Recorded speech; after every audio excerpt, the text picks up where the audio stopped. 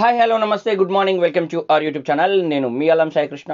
ఈ వీడియోలో ఈరోజున ముఖ్యమైన విద్యా ఉద్యోగాలకు సంబంధించిన అప్డేట్స్ గురించి డిస్కస్ చేద్దాం.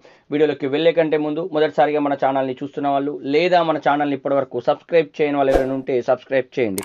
ఈరోజున ఫస్ట్ అప్డేట్ ఏంటంటే నేడు గ్రూప్ 1 ఫలితాలండి. టీజీపీఎస్సీ అఫీషియల్ వెబ్సైట్లో ఈ రిజల్ట్స్ను పెట్టడం అయితే జరుగుతుంది.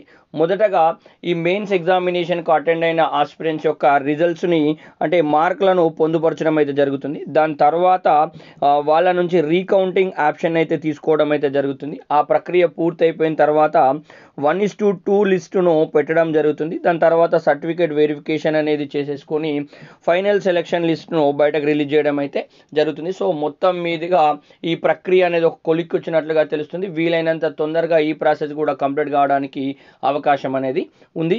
సో ఎవరైతే మెయిన్స్ ఎగ్జామినేషన్ రాసిన వాళ్ళు ఉంటారో ఈరోజు ఈవినింగ్ లోపల దాదాపు మార్కులు అనేవి వెబ్సైట్లో అందుబాటులో ఉంటాయండి. ఆ అప్డేట్ వచ్చిన తర్వాత కూడా నేను మీకు మరో వీడియో రూపంలో ముందుకు వస్తాను. అదేవిధంగా ఈరోజున మరొక అప్డేట్ ఏంటంటే సాయుధ దళాల్లో 357 పోస్టులకు సంబంధించిన నోటిఫికేషన్ అని వచ్చిందండి.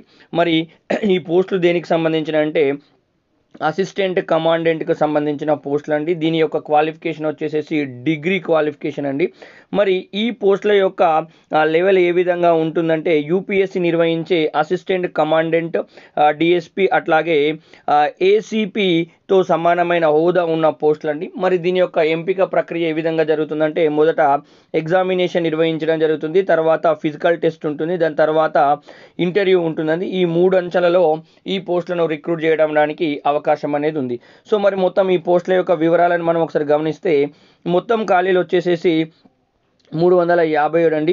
బీఎస్ఎఫ్లో 24, సిఆర్పిఎఫ్లో 204, సిఐఎస్ఎఫ్లో 92, ఐటీబీపీలో 4 అండి, ఎస్ఎస్బిలో 33 పోస్టులు ఉంటాయండి.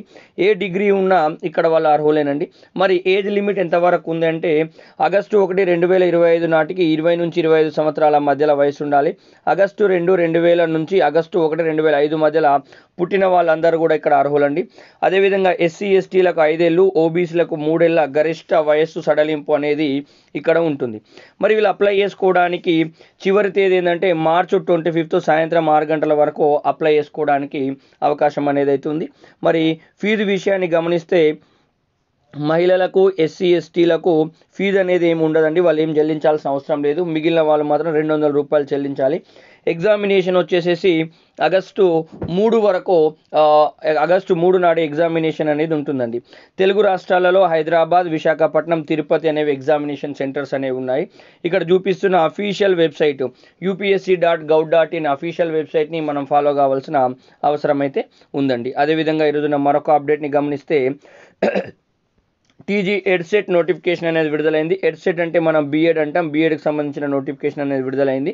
మరి దీనికి సంబంధించిన ఆన్లైన్ ప్రక్రియ అనేది ఈ నెల 12 నుంచి ఆన్లైన్ ప్రక్రియ అనేది జరుగుతుందండి. మరి ఆన్లైన్ కంప్లీట్ చేసుకోవడానికి చివరి తేదీ మనకి ఎప్పటి వరకు ఉందంటే ఎట్లాంటి పెనాల్టీ లేకుండా మే 13 వరకు మనం అప్లై చేసుకోవడానికి అవకాశం అయితే ఉందండి.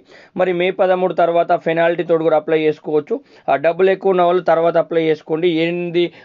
ఉన్న ఫీజే కట్టుకోవాలనుకున్న వాళ్ళు మాత్రం విత్ ఇన్ టైంలోనే అప్లై చేసుకోండి. చాలామంది అప్లై చేసుకోవాలని ఉంటుంది కానీ మెల్లగా చేద్దాం అని లాస్ట్ డేట్ అయిపోయిన తర్వాత పెనాల్టీ తోటి అప్లై చేస్తారు. నేను అందుకోసమే ఆ వర్డ్ అక్కడ యూజ్ చేసిన.